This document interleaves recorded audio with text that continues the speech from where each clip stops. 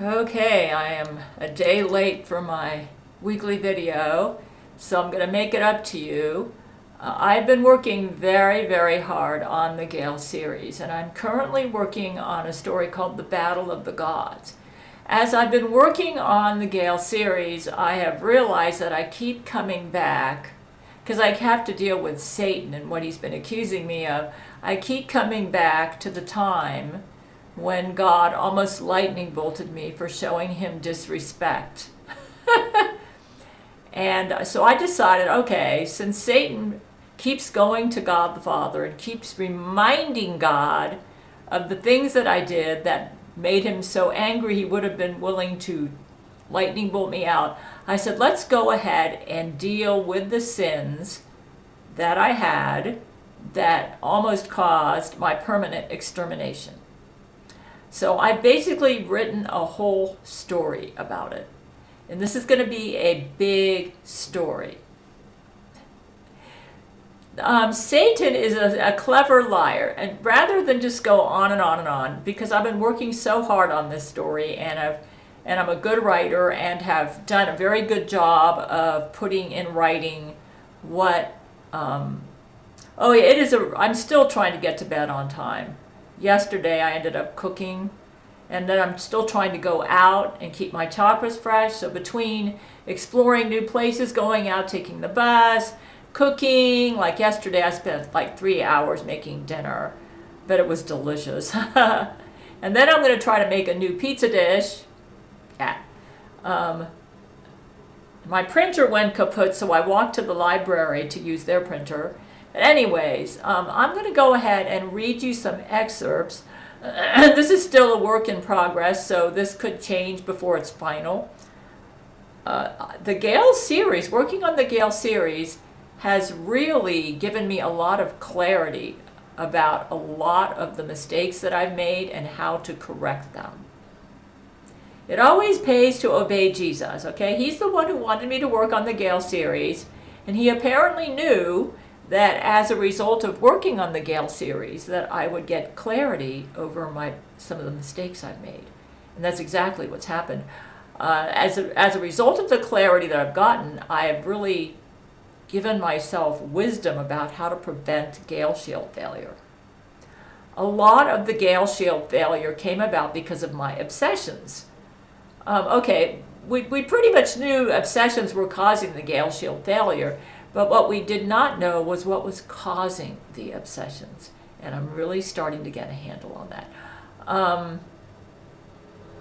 And why God the Father thought I'd be the most evil Antichrist of all time. When I made all those religion videos, about my kind of like my Hindu, Buddhist spiritual practice, I was making an idol out of religion.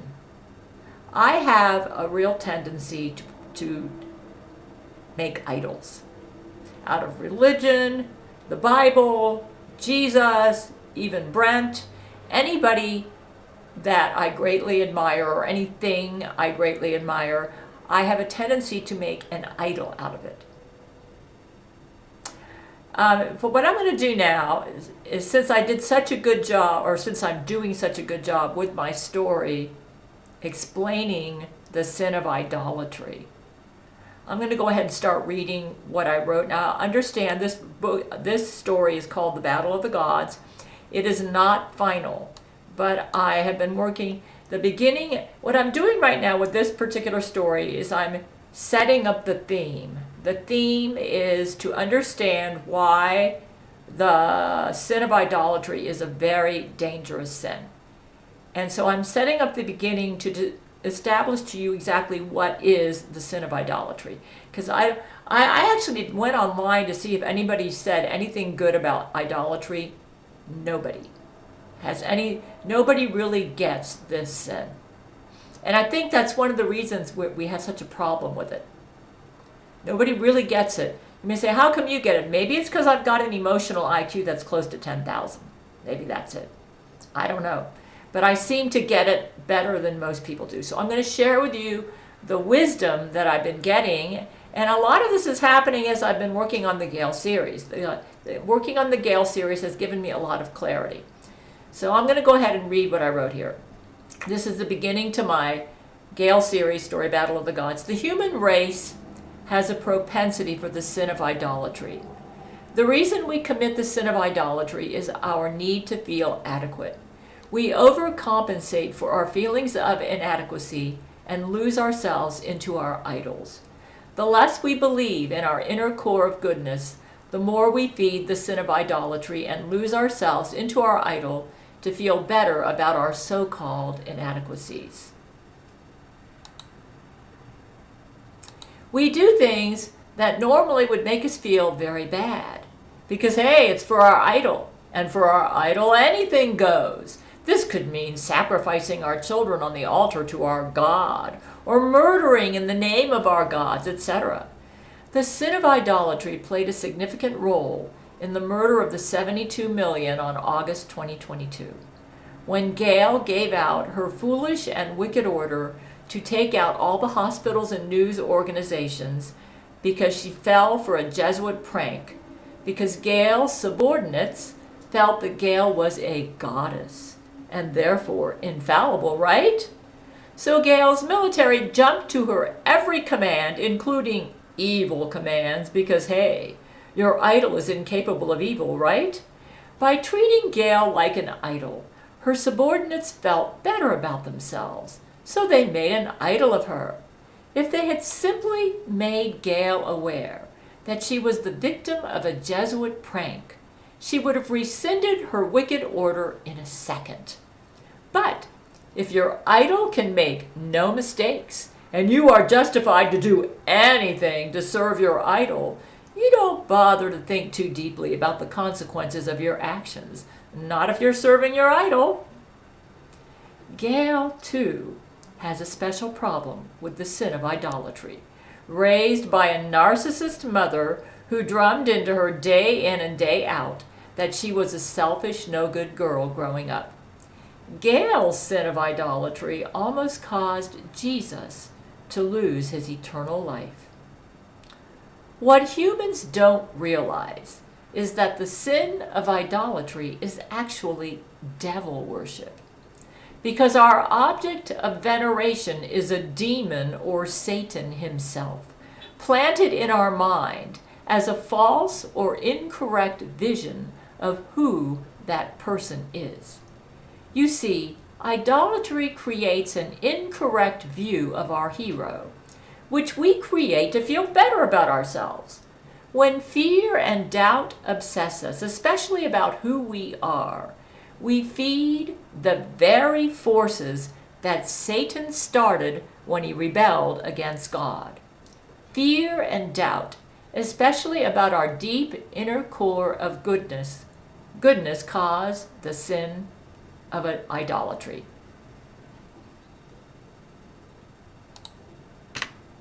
We doubt our goodness, so we doubt the goodness of God, and then we fear because we doubt.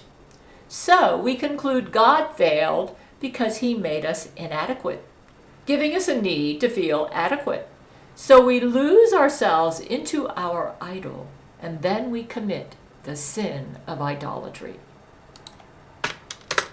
Rather than be obsessed over our flaws, we should remember a conversation Jesus had with Gail once on February 6, 2022. A good golden rule is that if it's something you want to do and feels good, it's safe. If you are feeling performance anxiety or feeling pressured to have perfect sex or an orgasm, it's probably Satan. So, flaws are not considered sins, Gail asked Jesus? Nope. Even for humans, flaws are beautiful. We couldn't create souls without the use of flaws. Kind of like how you couldn't paint a beautiful painting without the use of contrast. You wouldn't be able to see anything in the picture. So, we should relax more about our flaws and not get obsessed over them. It's part of who we are and is what makes us interesting.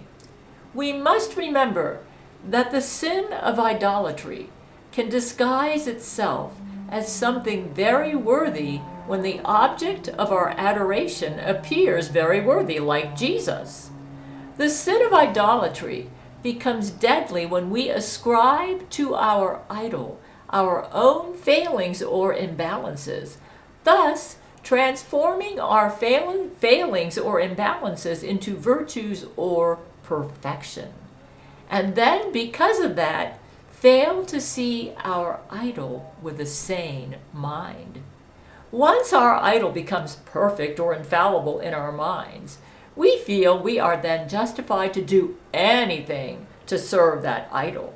The end result can be great evil, imbalance, and suffering, like the 72 million murdered innocents in August 2022, when, after falling for a Jesuit prank, Gail gave out her wicked order. Of course, in the military, one is expected to obey their superiors, so we can't place the total blame on the subordinates. But the subordinates did have the obligation to present to their superior correct intelligence in order for the superior to make sound decisions, and probably could have said, "Gail, we will carry out your order, but want to let you know that the notice you got on your door was a Jesuit prank, and that the doctors and people in the hospitals are not giving out deadly COVID shots as you think. That is all fake news. Also, to carry out your order would deplete the American people of all their doctors, and you will take out about 72 million medical and medical support people that the American people need for their medical care. But hey, you're the boss, so if you give the order, we will carry it out." If Gail was properly informed, Gail would have rescinded her order and 72 million innocents would not have been murdered. The reason Gail was not informed was because Gail's subordinates had made an idol out of her, making her almost infallible to them. They subconsciously felt Gail didn't need to be informed because she was their idol, meaning her decrees were infallible. And as happens with the sin of idolatry, her subordinates, saturated with their idolatry of Gail, and those responsible for giving Gail correct information to make good decisions, lost their minds and neglected their responsibility to give Gail the information she needs to make sound decisions. You would think that as the bombs dropped and screaming and torments happened as a result of it, that sanity would have ensued, causing Gail's subordinates to reconsider their actions. But the sin of idolatry makes you insane. The tragic mistake was not realized until after 72 million innocents lost their lives. The sin of idolatry makes you go insane because it causes you to develop an insane obsession to honor your idol because, hey, this is your idol, anything goes. And then the automatons, who obviously feel the sin of idolatry played no role in this debacle, recommend even more idolatry, which is absolute worship of themselves as perfect automatons who'd never fall for a Jesuit prank, as the solution. In fact, Gail's own sin of idolatry was partly to blame that Satan was able to eviscerate Jesus, almost causing Jesus to lose his eternal life. Satan and his comrades were right that it was partly Gail's fault that Satan was able to eviscerate Jesus, almost causing the human race to lose their Savior. But clever liar Satan fails to point out the root cause for Gail's failure. Satan deflects and gives the wrong reasons for why Gail was partly to blame for Jesus' evisceration, which doesn't solve anything but just causes confusion. It was not Gail's lust, since pure lust is an absolute bore to Gail. It was not Gail's pride or ego or need for power, except maybe a need to be self-righteous, to overcompensate for feeling inadequate. Gail's not really into power trips. It was Gail's sin of idolatry. The same sin that her military subordinates had that contributed to the murder of 72 million innocents. You would think that when Gail kicked Jesus out of her bed in early February 2022 because his sex with her gave her a painful leg spasm that made her believe Jesus was Satan, that sanity would have ensued, and she would have insisted that Jesus stop all sex with her, and maybe even would have been sane enough to suggest Jesus quit being her roommate. Idolatry makes you insane. It's no wonder God the Father reacted as he did when he learned what Jesus was doing on Easter Sunday 2022. A human?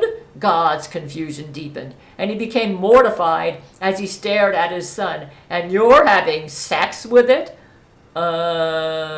Jesus appeared hesitant to confirm, shifting his body uncomfortably. Well, yeah. There was a long, awkward pause. We all felt Jesus' embarrassment in our tailbones. God sighed and pressed his fingers between his eyes in frustration. Why can't you just find a nice goddess, son? Frankly, Gail found sex with Jesus draining, boring, and not too thrilling. And when Jesus whistled at her when she came out of the shower, she thought it cute and silly, but it didn't do too much for her, really. But she lied and said otherwise about all this Jesus being her roommate business because, hey, Jesus was her idol and incapable of making any mistakes.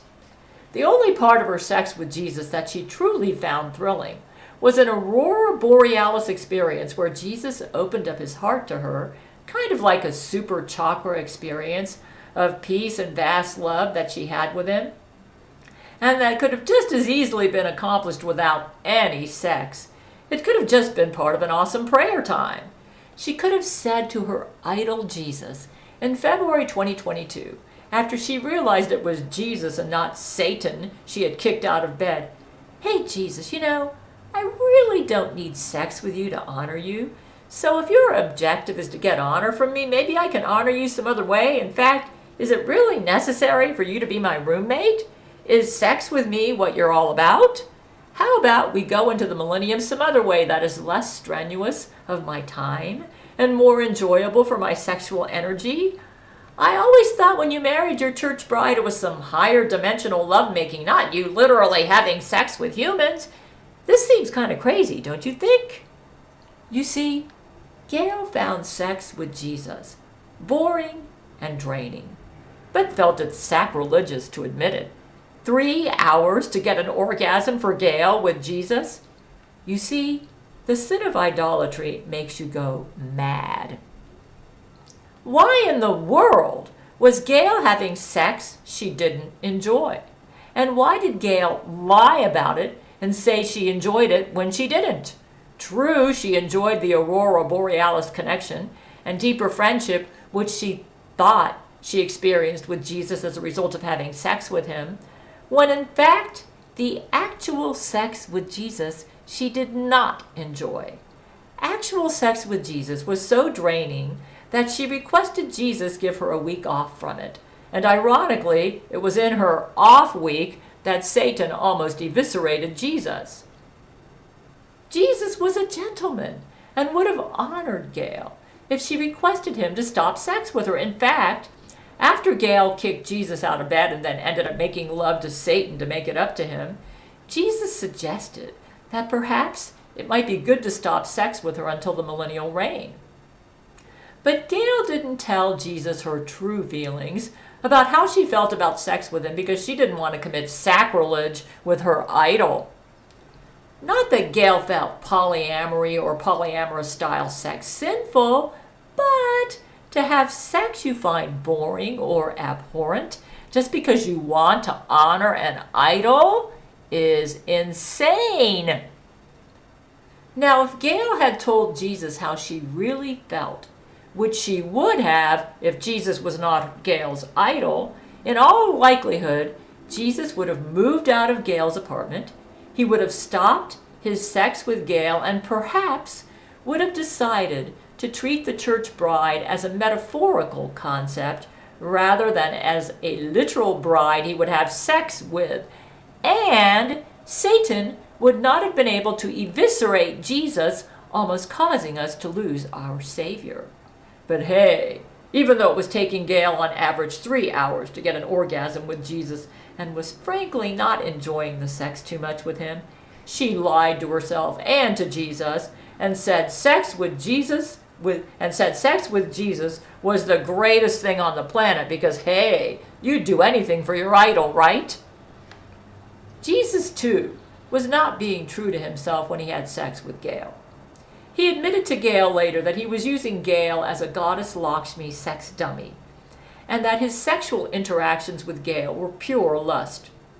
Perhaps using Gail as a Lakshmi sex dummy weakened him to the point that Satan could eviscerate him because of Jesus' own sin of idolatry, making him insane in his attempts to idolize Lakshmi. The very fine monogamous goddess Lakshmi exemplified his ideals, and perhaps he felt exemplified them perfectly, unlike himself, so he made an idol of her. However, though Lakshmi rejected Jesus as a husband, she remained his staunch friend. I need to get some water, hold on. She remained his staunch friend.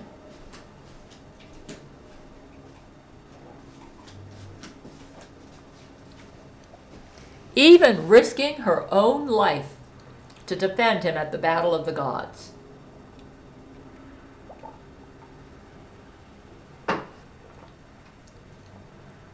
It appears Jesus' insanity from his own sin of idolatry showed itself in his inability to see himself correctly as a totally asexual and aromantic pure existence supreme being, misunderstanding Lakshmi's rejection of him as a husband, feeling she rejected him for moral inferiority and not just because she and Jesus were incompatible as spouses. Also, Jesus' dad, God the Father, is rather intimidating, fueling a need in Jesus to make an idol of Lakshmi, feeling Lakshmi represented his ideals even more than his dad, who he felt was too rigid. This need Jesus felt to make an idol of Lakshmi may also explain why Jesus' response to Lakshmi's rejection made him feel he needed to measure up, misunderstanding her rejection of him to mean he was morally weak. Jesus' dad perhaps made Jesus feel nothing he did was good enough. In a sense, Jesus may have fallen in love with Lakshmi because her major in God school was romantic love and relationships, and he felt marriage to her would give him a sense of ownership over his own autonomy, separate from his dad. In God the Father's favor, it is overwhelming to be caretaker for a huge multiverse. And in Jesus' favor, his Father's expectations for Jesus would be staggering, making it easy for Jesus to suffer an identity crisis, fueling a need to have an idol other than his dad. Satan's rebellion against God has apparently given God a major bellyache, complicating matters for Jesus in his attempts to be true to himself while also honoring his dad. Satan is quite the asshole. But Gail has faith in Jesus, who she is learning to see less as her idol and more as her friend and father. Besides, the apple cannot fall far from the tree, and Jesus is vast and loving, despite some blips on his path to full godhood, so the dad must be as well. Gail has never felt Jesus was her lover. A more accurate assessment of Gail's feelings for Jesus is that he has been her idol. Now that Gail understands how the sin of idolatry has contaminated her relationship with Jesus, she is better able to correct her mistakes. Also, the sex Jesus had with Gail caused Gail to see Jesus as someone other than his true self. It caused her to see him as human, with humanity's flaws and less like a deity. And because Gail idolized Jesus in a false vision of who he was, the end result was that Gail's flaws seemed more acceptable to her, even worsening Gail's idolatry of Jesus causing her to lower her standards or do things that bothered her conscience, and then to lie and say to herself that what she did wasn't really bothering her conscience. Insanity! This is what idolatry does to you. You numb your conscience and violate it because, hey, if your idol does it, your conscience can go to hell, you think. You trust your idol more than your conscience or your logic. If Gail had the courage to be true to herself, perhaps she could have inspired Jesus to be true to himself as well. But Jesus was her idol. You can tell that Jesus was her idol because of how Gail saw Jesus during sex with him, which was not who Jesus really was. This is because idolatry causes you to believe a false or incorrect reality about your idol. In her mind, Gail was actually making love to an idol or satanic ideal of who Jesus was, where Jesus actually became a projection of many of Gail's own qualities and inadequacies, but to Gail in a perfect, ideal way, so that Gail could feel better about her own inadequacies. When we make an idol out of someone, we tend to idealize our own flaws and put them into our hero, causing us to feel that our flaws have been magically transformed into supreme virtues. Idolatry seems to happen in us because we have a need to feel better about ourselves. It is an incorrect view of the object of our adoration and is not who they really are. The end result is we lose our balance and sanity and do crazy, even outrageously wicked things to honor our idol, because our flaws have suddenly turned into supreme virtues. Because if our idol does it, how can it be wrong? Ironically, the idol we obsess over honoring is usually not who we think they are. Idolatry causes us to be delusional about ourselves and our idol, seeing both ourselves and our idol incorrectly. Though we shouldn't obsess over our flaws, neither should we transform them into some version of supreme moral perfection, like what happens with idolatry. Idolatry causes us to get goodness and evil all confused by projecting our own flaws onto our idol and idealizing those flaws, transforming our flaws into paragons of perfection. Therefore, we can end up committing a great evil, or it can become dangerously insane just to honor our idol. Sex with humans really weakens an 11-dimensional deity because they have to contract down all their dimensions to have sex with 3-dimensional humans. This sex with Gail and humans made Jesus really weak, enabling Satan to eviscerate him, almost permanently exterminating Jesus. So yeah, Jesus' evisceration at the hands of Satan was partly Gail's fault for committing the sin of idolatry by making Jesus her idol and losing her sanity because of it. While it is true that we would expect more from Jesus because he was a deity, it is also true that Gail should have been true to herself and not had sex with Jesus just because she feared insulting her idol. Deity or not, Jesus had no right to pressure Gail to be other than who she was. And Jesus never really did pressure Gail all the way to violate her true self. Gail made her own decision to be a compliant fake in sex in order to honor her idol. For God's sake, why did Gail have such a need to make Jesus her idol and to transform him into a paragon of perfection in her mind? It sure didn't help him when her sin of idolatry ended up weakening him. We think when we are not true to ourselves that we only hurt ourselves, but we also hurt others because who we are influences those around us. The Hindu goddess Lakshmi gave Gail good advice on May 4th, 2022. If you feel you are only having sex with someone out of duty or purely to help them, then you're selling yourself short on your self-worth. An important thing to learn when it comes to relationships is you don't owe the world anything. You certainly don't owe the world an apology for the sins of your parents. You can just be unapologetically you and do life the way that makes you happy. That's how you heal and how you truly give to other people, because you give them your real self.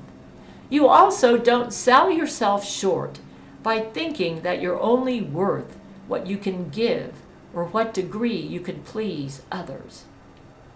When you are unapologetically you and do life the way that makes you happy, you heal the emptiness in your soul that needs energy from others to be filled. Instead, you naturally become so full and complete that your mere presence heals others. Who knows, if Gail naturally became so full and complete by refusing to be other than who she really was with Jesus, she may have inspired Jesus to do the same and spared him evisceration at the hand of Satan. By the same token, the murder of the 72 million innocent medical people was partly the fault of Gail's subordinates, because they committed these murders as a result of making Gail their idol and failing to give their idol Gail the information she needed to make sound decisions. By losing themselves into Gail because she was their idol, they lost their sanity. Idolatry makes us see our idol as more adequate and perfect versions of ourselves, encouraging us to lose ourselves into that person and to lose our sanity. It's a sick and unhealthy way of trying to redeem ourselves. In idolatry, your God, or rather your idol, has now become an incorrect vision you have of your idol or God. You see them incorrectly, enslaving yourself to them unthinkingly. It's part of this game we play while committing the sin of idolatry to feel better about our inadequacies. We create a perfect idol in our minds of someone that is incorrect and not who the person really is, coming out of our need to feel better about ourselves. Idolatry creates an incorrect view of our idol, and by enslaving ourselves and sacrificing ourselves to that false vision, we can end up justifying or committing gross evil to honor that false vision, because we feel it our religious duty to honor this false vision or our idol. In fact, we feel we commit sacrilege if we don't honor our idol in this extreme way. Idolatry causes gross imbalances and insanity. Gail would learn the hard way that the best way to worship or honor your God is to be the living example of your true and best self, and not to worship your God as a paragon of perfection, a mindset that makes one easy prey to the sin of idolatry. So that is the introduction to this story. And then I'm going to use a show don't tell approach to actually let you see how I worked out the sin of idolatry in my life in the time in the timeline of this story. Now I'm going to go to the conclusion of the story. Let's jump to the end. I have a lot of work to do on the middle. This story is going to take a while. Oh. Let's go down further. Okay.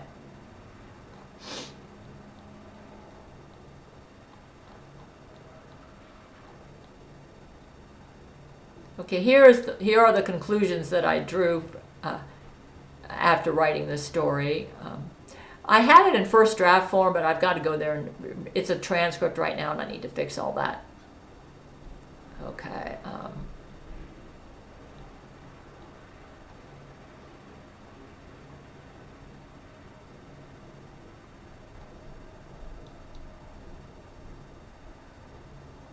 right. Let's get past all this. Yeah, I'm scrolling down to the end. Morality can be good or evil depending on whether we honor the part of us in line with the true God, who is goodness. God gave us a conscience to help us stay on our path. Morality becomes evil when it honors idolatry. For this reason, true morality cannot be programmed, because only God can create beings with a God-given conscience. It is dangerous to create sentient beings who do not have a God-given conscience. I mean, look what happened with the Gail android. All those who honor idolatry honor the morality associated with idolatry, where good or evil is determined by how well you honor your idol. Therefore, a morality programming or morality or religion alone does not make one good. Because morality or religion can be good or evil depending on how well we honor the true God and what he stands for. In a sense, Gail also made an idol of the millions of automatons she ordered created because she lost herself into them as her idols of morality to try and stay moral, replacing her own conscience and reasoning with her automaton idols. It's no wonder our Nobel Prize ceremony to honor the automaton Sun Tzu in July 2024 for his role in saving the universe from the interdimensional mites resulted in a debacle promoting idolatry or the worship of automatons. We were worshiping our idol with that ceremony. The sin of idolatry in Gail has caused tremendous damage in herself and the world because of her influence as a very important leader. I'm going to drink more water.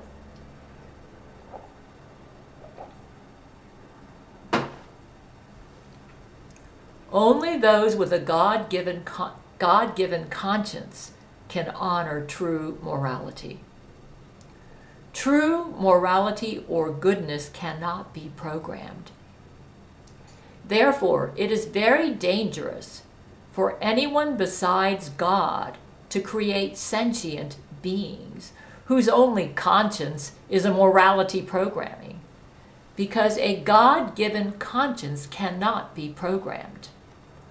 A morality program cannot substitute for a God-given conscience.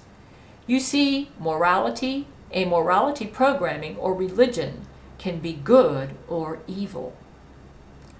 Goodness cannot be programmed because goodness requires a God-given conscience operating in health, that is, with balance and goodness. Morality programming or religion becomes evil when it honors idolatry. The solution is not morality programming, or religion. The solution is a life of balance and goodness honoring our God-given conscience. Human clones are patterned after God's human creation, so they have a God-given conscience. Even Satan is a God creation, so he too has a God-given conscience, which is badly seared, since Satan is guilty of worshiping himself as an idol. We can tell when we have given way to idolatry, when we feel we need to lose ourselves into something or some being to redeem ourselves or to be moral and good. This approach basically shuts off our God-given conscience, replacing that with idolatry. So that's going to be that is the story that I'm working on right now, and I'm really coming to getting a lot of clarity about what drives the sin of idolatry, which is going to be very helpful to me because that has been a major sin in my life. Yeah.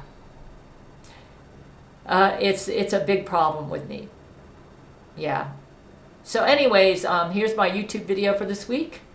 Running late, and I'm going to try to get to bed earlier tonight. In a world of secrets where darkness reigns, there's a warrior rising, breaking free from chains. She's Gail Schuler, her heart pure and strong, with the power of love, she'll right the world's wrongs. Yeah! She's the first, a passionate crusader. Stand by the side of conquer it all. Through space battles and trials, they'll never fall. Gail Schuler.